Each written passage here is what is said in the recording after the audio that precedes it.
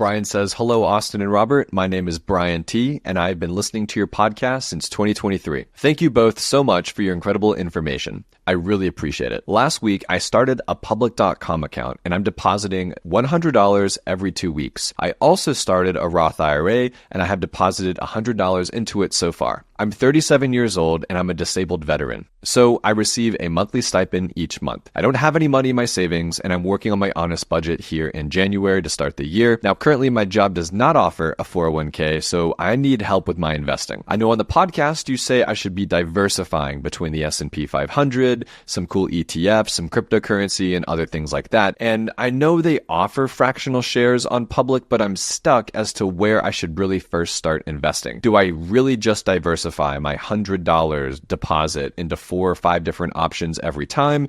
Or do I take the whole $100 and invest it into a single thing and try to remember the different weightings of everything that I've invested my money into? My goal is to build and grow my wealth, as I've been struggling to have a solid plan that works for me, but I'm ready for real change. Thank you all so much for your assistance. It's really appreciated. Heck yeah, Brian. Thank you so much for your service, my friend. That is awesome. Robert, you want to take this one? I like it. I think your head's in the right place. I don't think you can have a bad strategy of either breaking up the $125 a piece into 4 different ETFs that we talk about. I don't mind the fact of investing the $100 every 2 weeks into an individual ETF that we talk about and then flip-flopping them every 2 weeks. I think either way is good. It's all about consistency and getting yourself in the market. Like I've said many, many times, you can still become a multimillionaire if you're younger, if you do it $100 a month, $200 a month, and as you grow over time and let it compound, you can still get there. So I love the strategy, and I think either way works for me. Yeah, I think the only piece of advice I would give Brian is to make sure that you're not making the mistake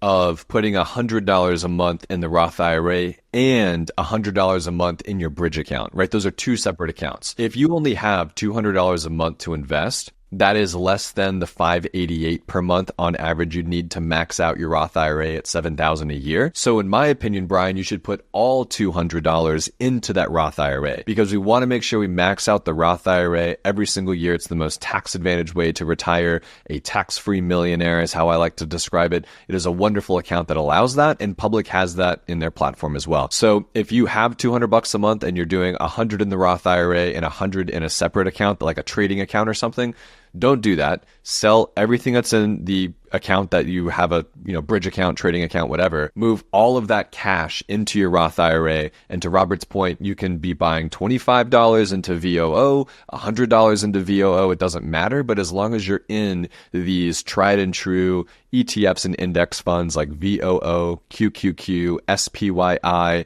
VTI, MOAT, things like that, you're going to be just fine. But to Robert's point, consistency is the key here. Don't just get excited because it's the first of the year.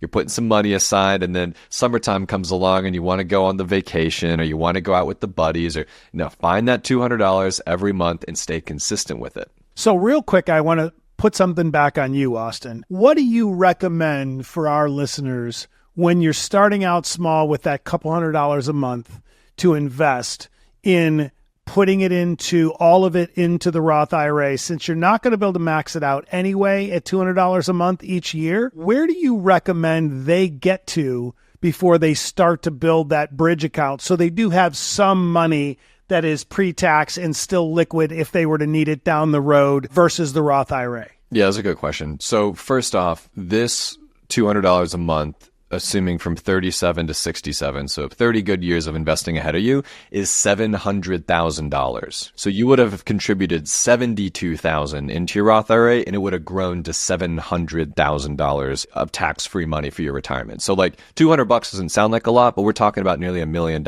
in your retirement here. So the question is back to this idea of like, do you go all in on the Roth IRA? Do you split it up with a bridge account? Like, how do you approach that? In my opinion, you should have enough money to do both.